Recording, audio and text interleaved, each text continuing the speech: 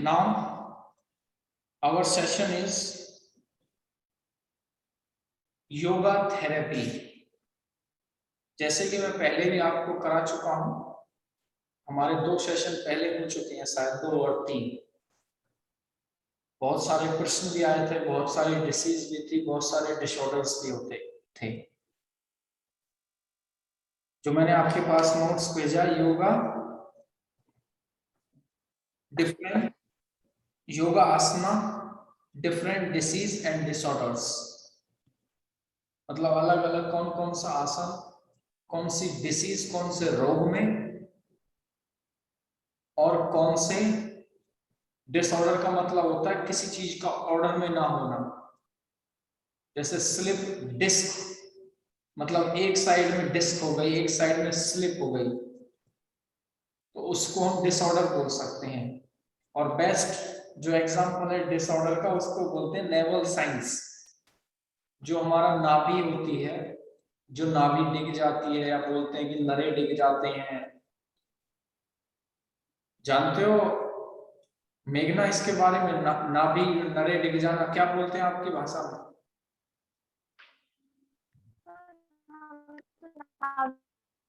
क्या? अभी आपकी आवाज साफ नहीं आ रही, ढंग से बोलो। सर हम तो नेवल को नाड़ी बोलते हैं, नाड़ी और नाभि। नाड़ी। हाँ जी सर। हाँ सर। हाँ तो नाड़ी डिग जाती है, ऐसे ही बोलते हो ना? हाँ, हम इसका नाड़ी शब्द नहीं है, एक्चुअल इसका नाभि है। नाड़ी होगा, हो सकता है, मैं नहीं कह सकता, लेकिन नाभि है। जिसको नाभि, इसको तो शुद्ध हिंदी में नाभि बोलते हैं ना, इसको टुंडी को, अम्बेलिकस को नाड़ी भी बोल सकते हैं। ऐसी कोई वो नहीं है इसमें। तो इससे जो भी इसमें अनबैलेंस होता है, उसको भी हम डिसऑर्डर बोलते हैं। ये आज के टाइम में बहुत ज्यादा है। और तो नाभि चढ़ना बोलते हैं जैसे, तो है जी, नाभि चढ़ना बोलते हैं नॉर्मली तो। हाँ हाँ हाँ, ये भी बोलते हैं। हमारे गुरुजी हैं एक, डॉक्टर रामजीत जी, उन्होंने इनके बारे में बहुत स्टडी की है। उन्होंने बुक भी लिखी है इसकी। अभी न्यू बुक, कोई एडिशन, कोई एडिट होकर नई बुक आ रही है। मैं उसकी पीडीएफ भेज दूंगा, जैसे ही उसका कंप्लीट होगा मैं उसको इंग्लिश में ट्रांसलेट करूंगा। ऑथर की मुझे उस चीज की परमिशन मिल गई है, राइटर की। मैं उसको इंग्लिश में ट्रांसलेट करूंगा, हिंदी में है वो बुक। और आजकल तो ऑनलाइन का जमाना है, कौन बुक खरीद रहा है? गए वो जमाने, अब तो सब ऑनलाइन चलता है। बुक्स फोनों में पड़ी रहती हैं, या नोटबुक होता है उसमें रहती हैं। बहुत चेंजिंग हो गया। तो नेवल साइंस की उनके पास बहुत अच्छी जानकारी, अनुभव है। पिछले 20-30 साल से नेवल साइंस, जिसकी समझ लो पेट बिल्कुल ही खराब हो गया हो, बिल्कुल ही प्रॉब्लम है, कहीं ठीक नहीं हुआ हो, वो ठीक कर देते हैं अपने 20-30 साल के अनुभव से। पेट के किसी को भी कोई रोग हो किसी भी प्रकार का, तो आप संपर्क कर सकते हो। तो ये एक तरीके का अनबैलेंस है, इसको बोलते हैं डिसऑर्डर, जिसको बोलते हैं।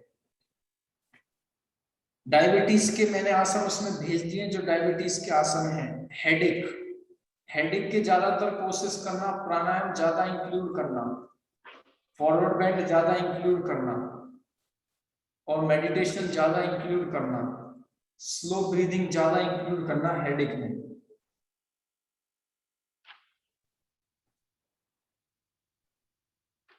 और जो मुद्रा एक आसन है, जो वज्रासन में बैठ के आगे झुकते हैं, वो भी है।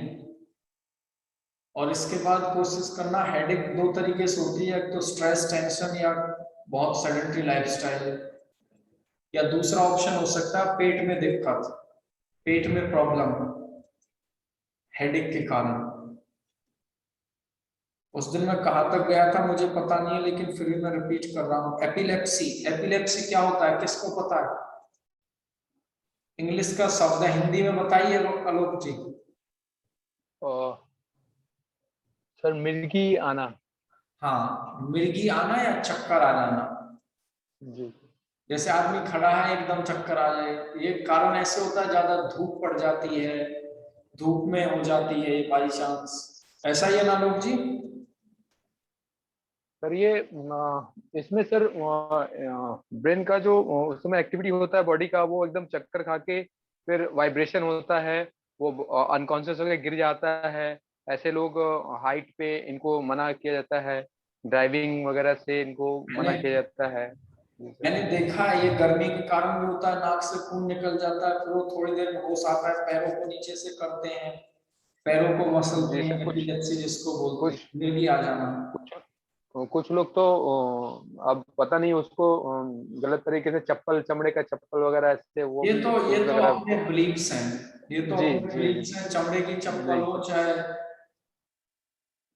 और कोई क्रियाएं, ये तो अपने अपने। प्याज प्याज लगाते हैं फोड़ के नाक नाक में। हाँ हाँ हाँ, तो ये अपने अपने हाँ। बिलीव्स हैं, अपनी अपनी चीजें हैं, तो ध्यान रखें इनके लिए क्या है, हमारे ये चीजें बोलिए। हमारे यहाँ इसको फीट कहते हैं, फीट आते हैं जब।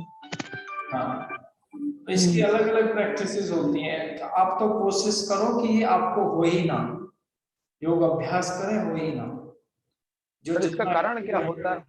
हाँ जी। इसका सर कारण क्या होता है? ये डिसऑर्डर में आता है, ब्रेन डिसऑर्डर में आता है हाँ जी, ये या ब्रेन से ब्रेन? रिलेटेड है, ये मोस्टली ब्रेन और हार्ट का कॉम्बिनेशन होगा, ब्रेन तो है ही है, क्योंकि इसमें इंसान अनकॉन्शियस हो जाता है। मेरे साथ भी हुई है ये घटना, लेकिन मेरे साथ घटना हुई है ये वेट लिफ्टिंग करते समय। जो अभी वेट लिफ्टिंग में मेडल लेके आई है ना हमारी इंडिया की लड़की, एक पूरा नाम है उसका, असम से है ना, मणिपुर से, मणिपुर से। मैं वो वेट लिफ्टिंग करता था, कुछ महीने मैंने किया, तो ऐसा हुआ था जैसे मैंने वेट उठाया,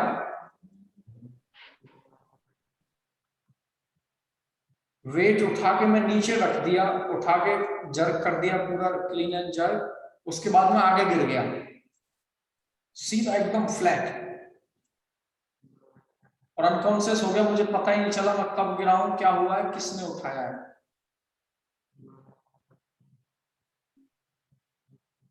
एक बार ऐसी घटना मेरे को स्ट्रेस में हुई थी, मैं बहुत टेंशन में था, कोई घटना घट गई थी, ऐसे ही मैं तब भी गिरा था, सीधा खड़ा खड़ा ही गिर गया था मैं, फिर मुझे 2 4 5 10 मिनट में सांस आया था। संजय जी बोलिए। मैं झेल चुका आज से 10 से 15 साल पहले। हाँ जी। मैं खेलता था, ये घटना मेरे साथ घट चुकी आज से 10 से 15 साल पहले। हाँ, तो एक्चुअली इसमें माइंड क्या था इसमें कि मैं खेलता था, कुदता था, या खाना वाना बनाता था, या कोई ऐसा काम करता था, अचानक अनकॉन्शियस होकर मैं गिर जाता था, चक्कर आते थे, गिर जाता था। हाँ, बहुत अच्छा, आप बहुत अच्छा एक्सप्लेन किया आपने। इसमें क्या आपने होता है, विश्वास नहीं किया। ये डिसीज जो होती है ना, जो ये रोग होते हैं, इनकी आप जितनी चर्चा करेंगे, जितनी काउंसलिंग करेंगे, एक रोग की इतना ही ज्ञान आपके अंदर मिलेगा, जितनी डिस्कशन करेंगे। ये मोस्टली तनाव के कारण होता है, हाँ, हमारे अंदर जो टेंशन होता है उसकी वजह से तनाव के मोस्टली। कारण होता है, या किसी को हेरिडिटरी भी होती है, किसी को ये पीछे से भी प्रॉब्लम होती है, जनरेशन से भी, खुद भी क्रिएट कर देते हैं। लेकिन ध्यान रखना, थेरेपी के बारे में, डिसीज के बारे में, डिसऑर्डर्स के बारे में जितनी आप लोगों से चर्चा करेंगे, जितने आप अनुभव लेंगे, जितना आप अभ्यास करेंगे, इतना ही आपको ज्यादा समझ में आएगा, इतना ही आपकी बुद्धि में इतना ही ज्यादा बैठेगा। माइग्रेन, अब किसी को माइग्रेन, हाफ सिर दर्द है, पूरा सिर दर्द है, आगे दर्द है, पीछे दर्द है, 36 तरीके के दर्द आ गए स्ट्रेस टेंशन से। माइग्रेन बहुत कॉमन हो चुका है, कंप्यूटर पे ज्यादा बैठे रहना, आंखों के सामने हमेशा झिर्रियां रहनी, तनाव रहना, ऐसे लगता है आपको पत्थर मार रहा है सर में दे दे के, इतने थॉट्स आ रहे हैं, इतने। Stress is the cause of migraine.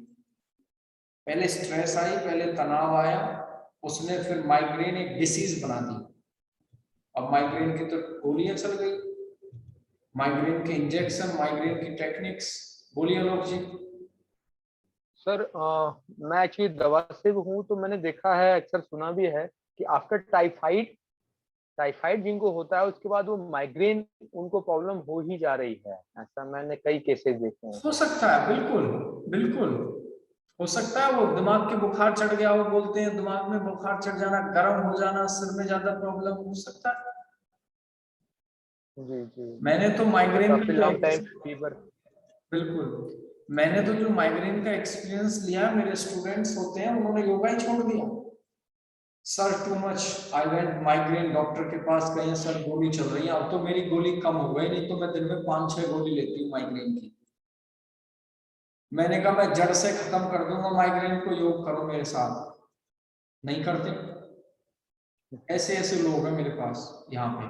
थोड़ा आराम मिलता है तो फिर भागे आते हैं। बस रेगुलरिटी नहीं दिखाते किसी भी चीज में। तो माइग्रेन इतना कॉमन हो चुका है टीचर्स में, योगा टीचर्स में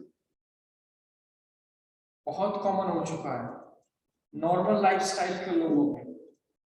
मैं बताऊं इसका कारण और भी एक। बोलिए जी। बिल्कुल। ये जनरली जिनको गैस बनती है और जिनका हमेशा पेट खराब रहता है, जिनको पेट प्रॉपर साफ नहीं होता है, तो जो गैस बनती है पेट में वो धीरे धीरे सिर में जाती है, वायु का प्रकोप ज्यादा बढ़ जाता है तो माइग्रेन हो जाता है, लास्ट स्टेज उसका। देखो कितनी अच्छी बात बोली। अब मैं इसको एक्सप्लेन कर दूंगा अच्छे से, आपको समझ आ जाएगी जो मैं पहले ही बोल चुका था। सर में कोई प्रॉब्लम, पेट चेक कर लो। सर में सर दर्द हो, माइग्रेन हो या किसी प्रकार का प्रॉब्लम हो, पेट चेक कर लो। पेट से ही तो सब कुछ जाता है, पेट ही तो खाने के लिए देता है, पेट ही तो एनर्जी देता है। एनर्जी ये नहीं लेता, ये कहीं से कैच नहीं करता, ये तो सुनता है। खाता वो है जो हम खिलाते हैं। अब ये खाता क्या है, जो हम भोजन करते हैं, वो भोजन कन्वर्टेड होके मॉलिक्यूल्स में और स्लो स्लो पार्टिकल्स में टूट के ब्लड, और ब्लड के थ्रू ब्रेन, और ब्रेन के थ्रू सब कुछ। बहुत धीमी, बहुत ही डीप क्रियाएं हैं ये। रोटी थोड़ी जाती है सर में, जूस थोड़ी सर में जाता है, रक्त के प्रभाव से बनता है, रक्त से जाता है, वहां तक पहुंचता है। तो पेट जितना साफ होगा, जितना क्लीन होगा, तभी तो मैं आपको क्लीनिंग टेक्निक तो कराता हूं। अरे आपने जितनी अच्छी क्लीनिंग टेक्निक कर दी ना, अंदर से माइग्रेन खत्म। योग अभ्यास कर दिया, थोड़ी काउंसलिंग कर दी किसी के साथ बैठ के, प्राणायाम कर लिया, मेडिटेशन कर लिया, खत्म माइग्रेन, जड़ से खत्म। मेरे पास ले आना, जड़ से खत्म कर दूंगा। शर्त एक ही होगी, जो कहूंगा वो करना होगा। जैसे ड्यूटी करते हो सुबह 8 से 5 फिक्स करते हो ना, फ्लाइट पकड़नी है, फिक्स पकड़नी है, फिक्स टाइम पे उतरेगी, ऐसे ही फॉलो करना है हर एक चीज। सर ये जल नीति और सूत नीति भी माइग्रेन के लिए बेनिफिशियल है सर? क्या स्टमक वाला जो क्रियाएं बहुत है, क्रियाएं बहुत है, उसके बेनिफिट्स में लिखी होंगी, जल नीति, सूत्र नीति, कपालभाति लिखी होंगी। इनिमा सबसे फास्ट काम करता है इस पे। हाँ,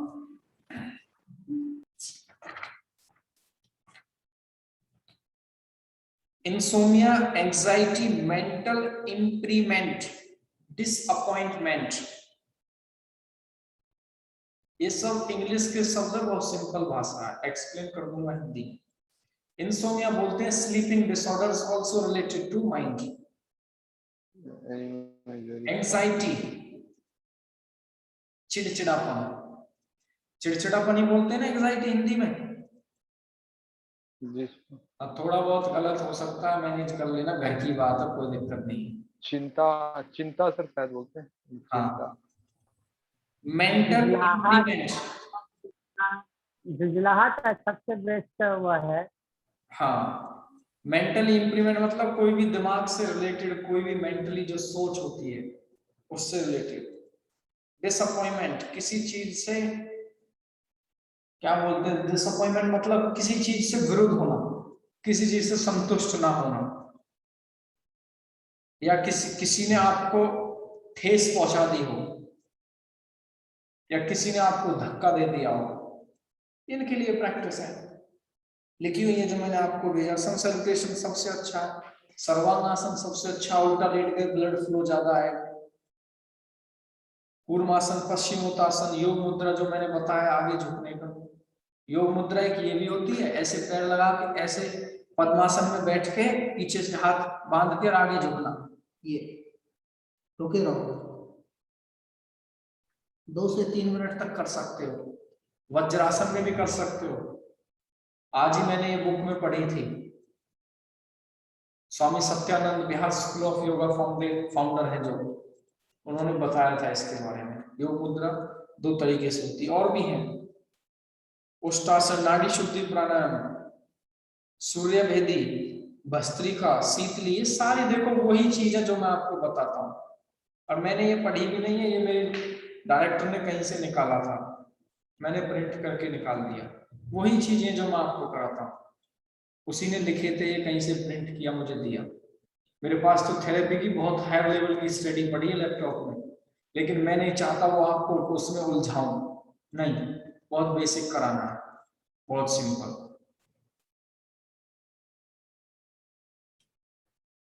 ब्लड डेफिशिएंसी, ये ब्लड से रिलेटेड है, हार्ट से भी हो सकता है। ब्लड का प्रभाव ना बहना, ब्लड में कोई दिक्कत हो, कहीं जगह रुकावट हो,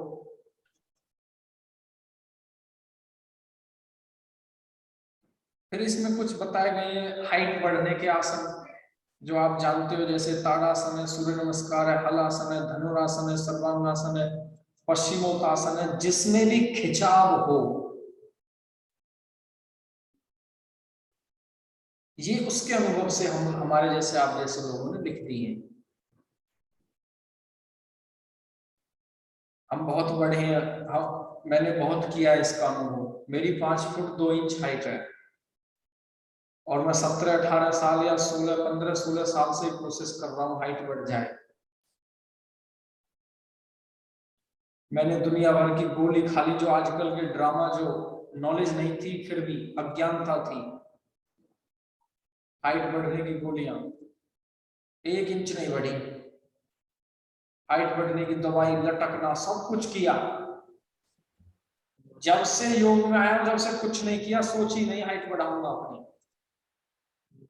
करता रहा बस योग अभ्यास, उससे भी नहीं बढ़ी। ये जेनेटिक हो सकता है ना, मेरे पिताजी मेरे बहुत लंबे, माताजी मुझसे भी छोटी।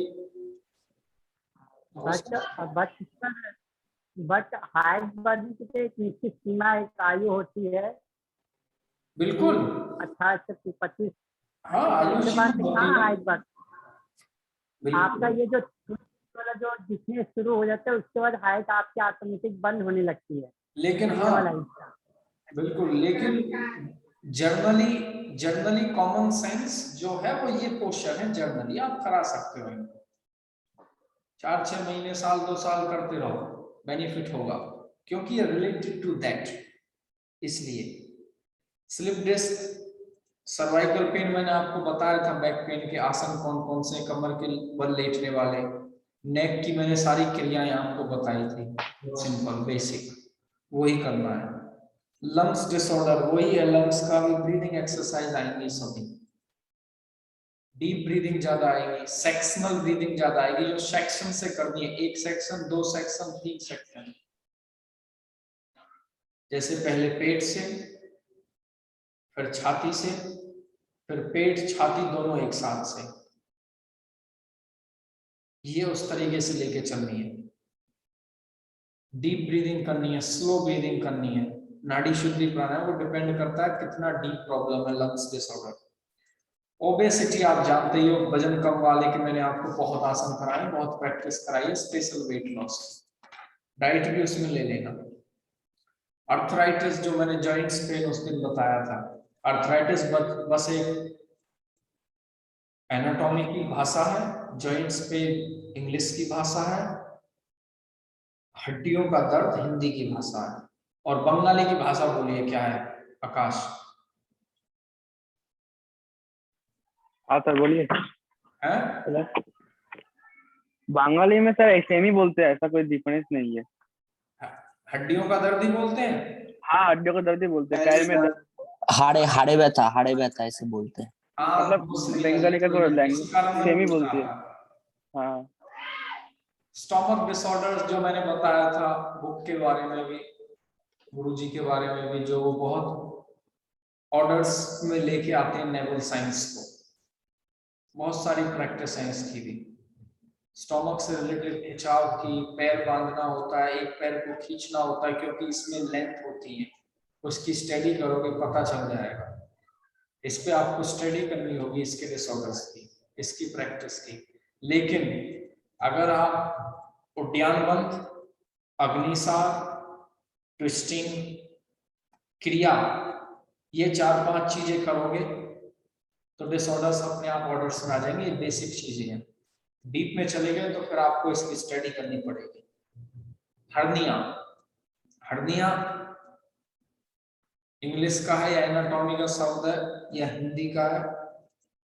मुझे लगता है इंग्लिश का ही होगा। राजू क्या होता है हर्निया?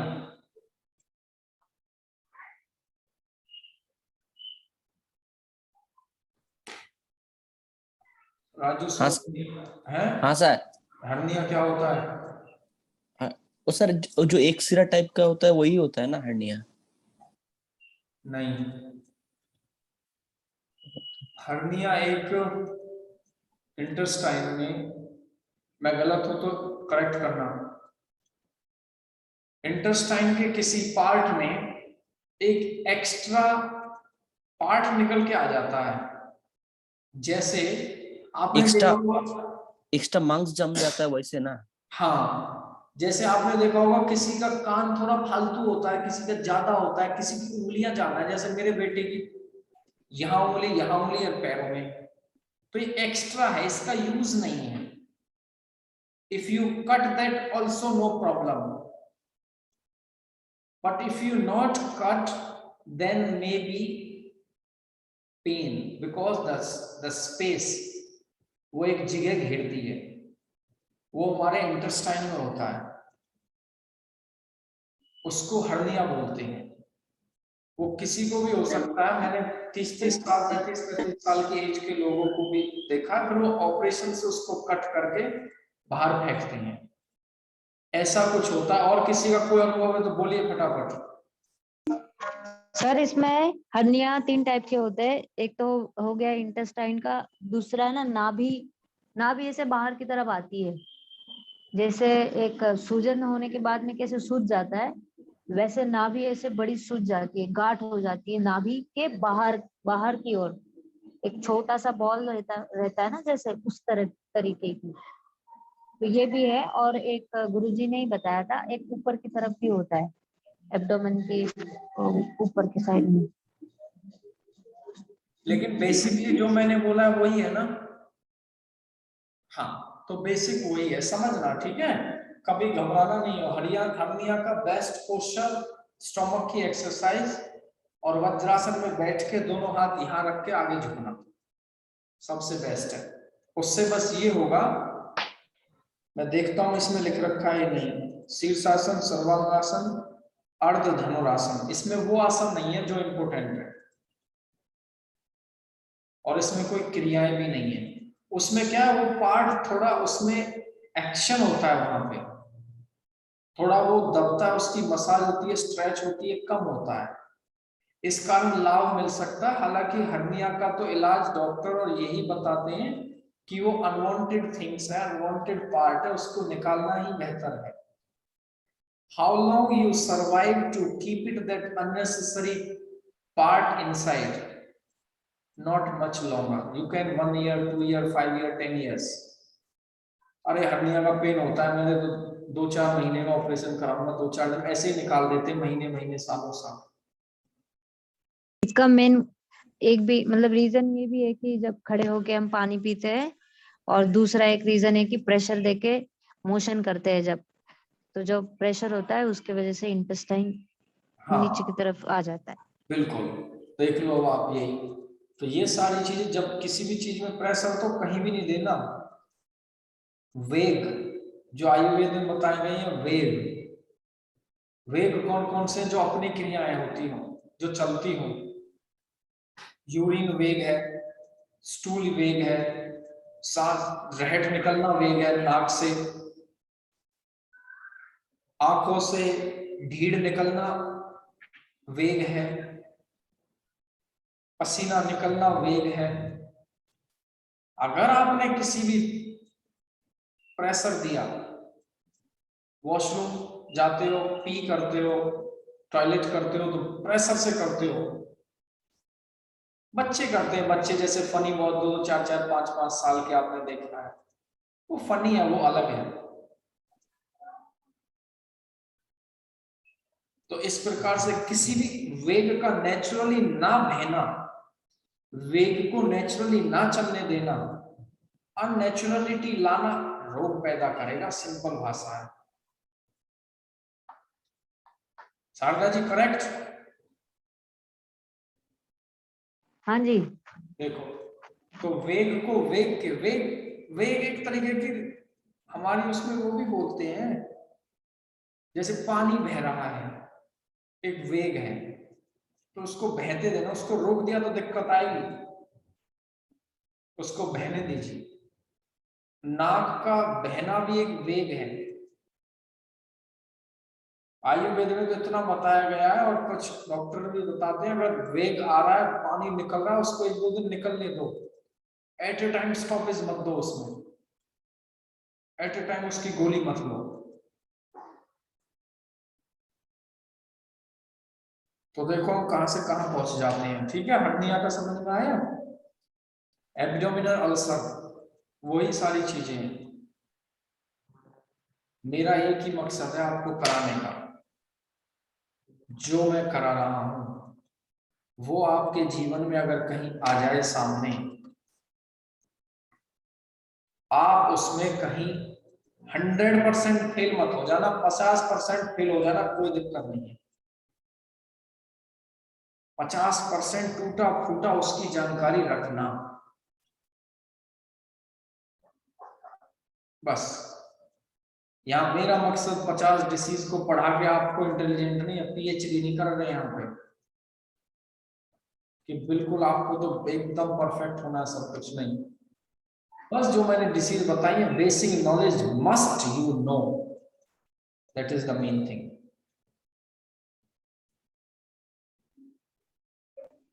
डायरिया, डायरिया है, ये क्या है?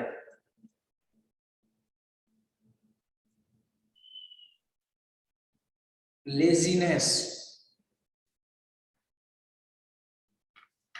ये भी इसमें लुके हुए हैं, आप देख लेना। डायरिया आप जानते ही हो, ज्यादा दस्त लग जाना, उसके लिए क्या क्या चीजें होती है, बेसिक है। दस्त लगने का कारण भी पेट की प्रॉब्लम है, कुछ गलत सलत खाया है। लेजीनेस, सुस्ती आ जाती है जिसको, सुस्ती के लिए प्राणायाम ज्यादा करें, और शीर्षासन करें, बहुत अच्छा होगा। इसमें भी लिखा हुआ है, एक्टिव होंगे।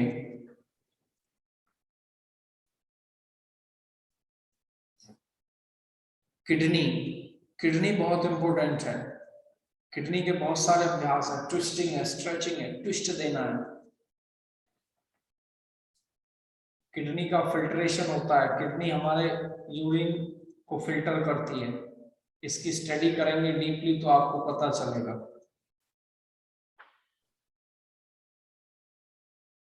किसी की एक किडनी खराब हो गई तो एक से भी काम चल जाता है, किसी की दोनों खराब हो गई तो ट्रांसप्लांट कर देते हैं, एक किडनी किसी की ले लेते हैं या 2 भी ले लेते हैं।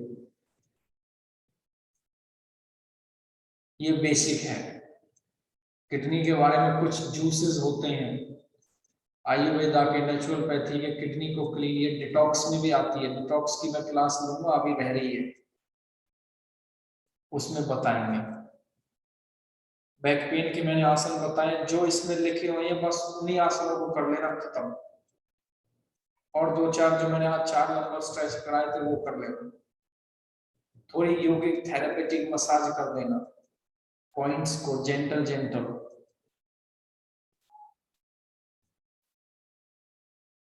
मेरी लाइफ में सैकड़ों बैक पेन के लोग आए होंगे और हजारों भी आए हों तो याद नहीं है। आज तक का रिकॉर्ड रहा है, कोई ऐसा बंदा नहीं गया मेरे पास से जिसका बैक पेन ठीक नहीं हुआ, जिसको रिजल्ट ना मिला।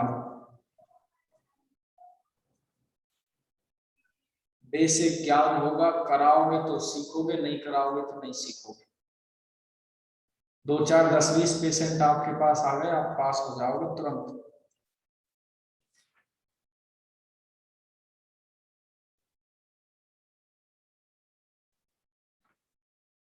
फिर वही माइग्रेन आ गया इसमें।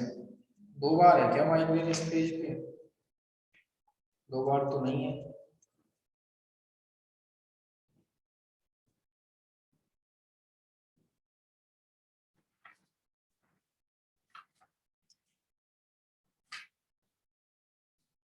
माइग्रेन की वही अभ्यास है, वही प्रैक्टिस है। अस्थमा मैंने बताया लंग्स से रिलेटेड। अस्थमा और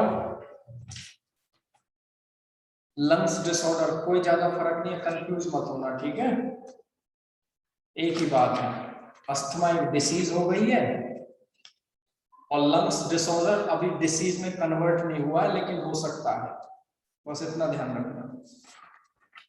ये बहुत बेसिक जानकारी है, मैं और चेक करता हूँ कंप्यूटर में और कुछ योगा थेरेपी से रिलेटेड 10-20 फाइल और भेज देता हूँ मैं आपके पास, रख लेना अपने पास, काम आ जाएंगे।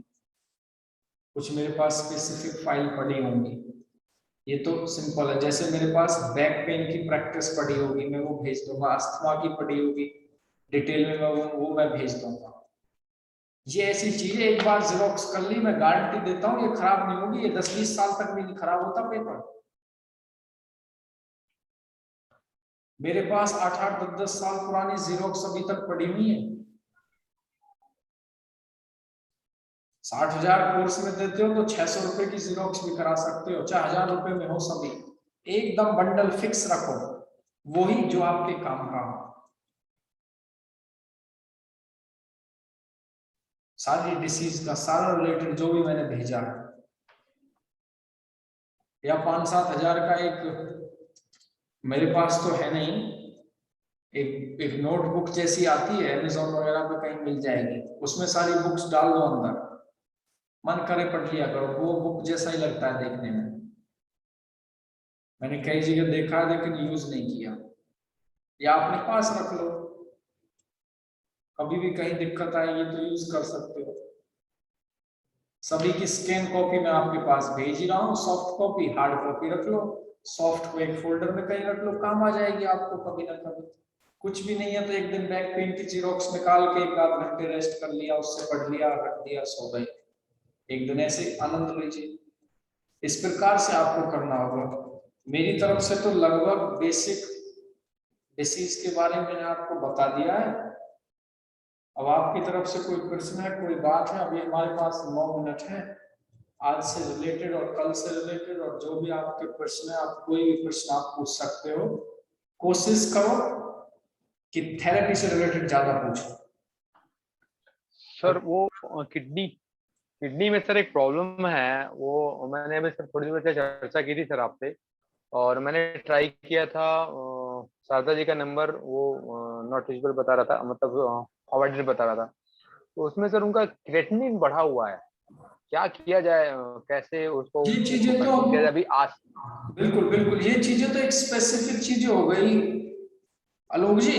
किसी चीज की एक्चुअली सर प्रॉब्लम है, उसी को प्रॉब्लम ठीक करने के लिए तो एक स्पेसिफिक है, ये तो किसी से काउंसलिंग करनी है, उसकी चर्चा करनी है। एक्चुअली सर मैं एक व्हाट्सएप है, व्हाट्सएप पे मैसेज कर देना। अच्छा ओके सर, एक्चुअली सर मेरा एक्सपीरियंस ये था। जी जी ओके सर। हाँ, आपस में सभी मिलजुल के जो भी जिस चीज का, शारदा जी बहुत अच्छा मुंबई में एक संस्थान चलाती है योग का, नेचुरोपैथी का। जी जी, शारदा जी से मेरा रिक्वेस्ट है। थोड़ा विचलित हो गई थी, अब धीरे धीरे फिर पिकअप करेंगे। जी जी, तो बहुत अच्छा इनकी संस्था है, इनका स्पेशल, इनके जो इनसे ज्ञान है वो इनसे लीजिए, जो आपसे आप आपस में सभी मर्ज कीजिए। मिस मिसबिहेवियर किसी का नहीं होना चाहिए, गलत बिहेवियर किसी का नहीं होना चाहिए। आपस में मर्ज करो, बात करो, नंबर लीजिए, कुछ भी करो, मुझे कोई किसी से प्रॉब्लम नहीं है। मेरे को प्रॉब्लम तब होगी कोई मिसअंडरस्टैंडिंग हो गई और किसी ने कुछ गलत किया तो। बाकी आप सभी मित्र लोग अपने सहपाठी लोग हैं, सभी अपने क्लासमेट हैं एक ही। सर मैं आपके थ्रू शारदा जी से परमिशन लेना चाहता हूँ, क्या मैं उनसे बात कर सकता हूँ? हाँ हाँ बिल्कुल कर सकते हो, कोई दिक्कत नहीं। मैंने आज ही सबको परमिशन दे दी। जी सर, थैंक यू सर। बाद में आप कर सकते हो। और कोई प्रश्न ठीक बोलिए। है।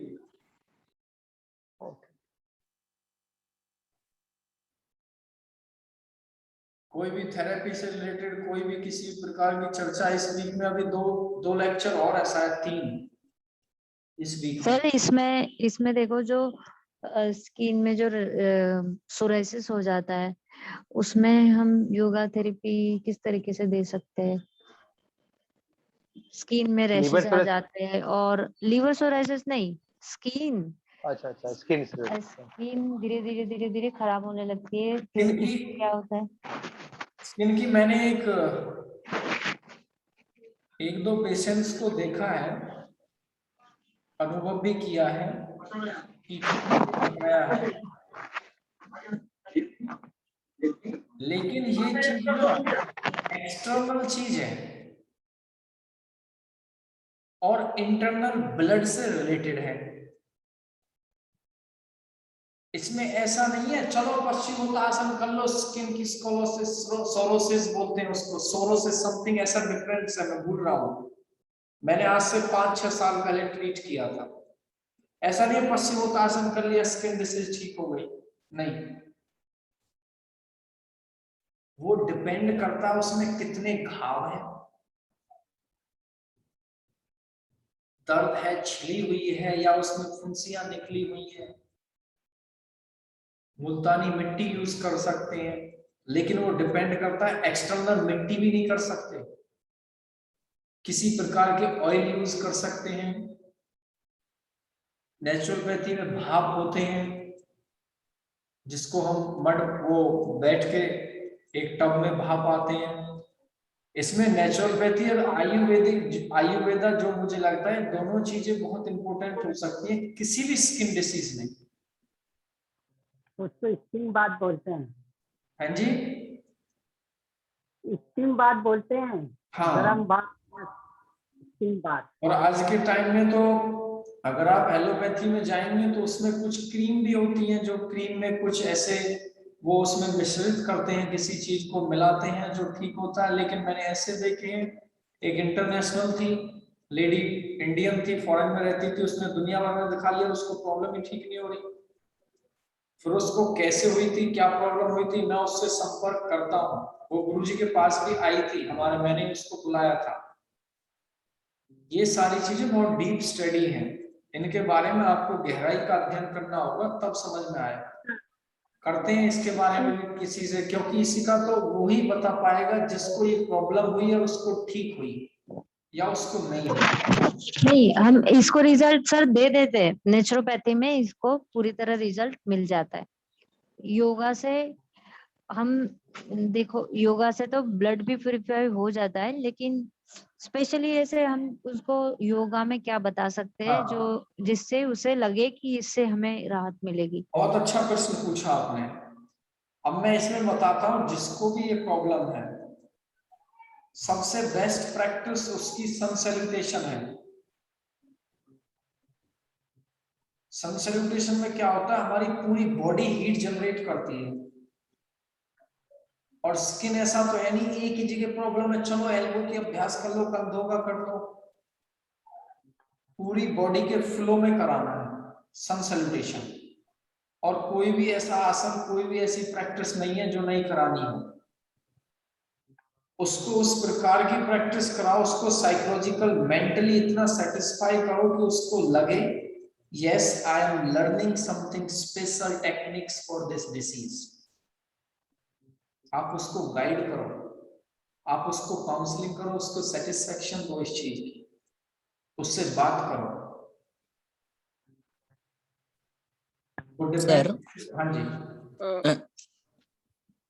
राजू, हाँ सर, हम बोल रहे थे कि जो फेस पे जो एक्नी वेक्नी होता है ना, तो उसका कोई स्पेशल थेरेपी कुछ है? क्या क्या फेस पे? एक्नी नहीं होता, एक्नी एक्नी मैं नहीं समझा। Acne acne pimple pimple pimple. अच्छा, पिंपल्स पिंपल के लिए। हाँ हाँ। हाँ, बहुत अच्छा। पिंपल्स के लिए मैं आपको कुछ चीजें बताऊंगा। ब्रीदिंग में कपालभाति और भस्त्रिका, नियमित अभ्यास, और अप्लाई में एलोवेरा, डायरेक्ट एलोवेरा आता है, डायरेक्ट तोड़ो और डायरेक्ट रगड़ो। दूसरा, मुल्तानी मिट्टी।